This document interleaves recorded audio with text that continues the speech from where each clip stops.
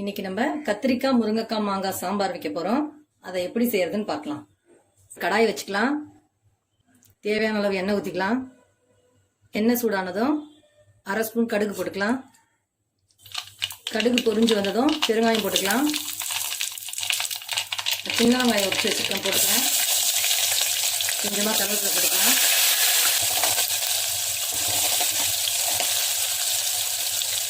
லைட்டாக வெங்காயம் வதங்கணும். முருங்கைக்காய் போட்டுக்கலாம். கத்திரிக்காய் போட்டுக்கலாம். நான் ஒரு தக்காளி கட் பண்ணி வச்சுருக்கேன் போட்டுக்கிறேன். இந்த சாம்பாருக்கு தேவையான அளவு உப்பு போட்டுக்கலாம். நம்ம சாம்பார் மிளகாத்தூள் போட்டுக்கலாம். 2 ஸ்பூன் போடுறேன். இப்போ தேவையான அளவு தண்ணி ஊற்றிடலாம்.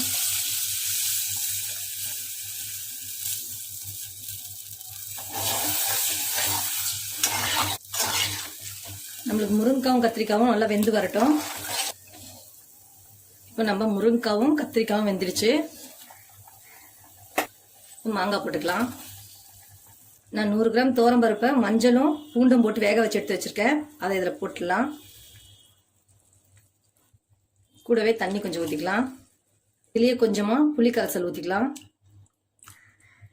இப்போ சாம்பார் கொதிக்க ஆரம்பிச்சிடுச்சு. நம்ம கொத்தமல்லி போட்டுக்கலாம்.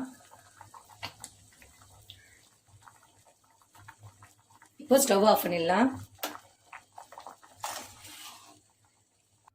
நம்மளோட கத்திரிக்காய் முருங்கைக்காய் மாங்காய் சாம்பார் ரெடி ஆயிடுச்சு. இதை செஞ்சு சாப்பிட்டு பார்த்துட்டு லைக் பண்ணுங்க, ஷேர் பண்ணுங்க, கமெண்ட் பண்ணுங்க.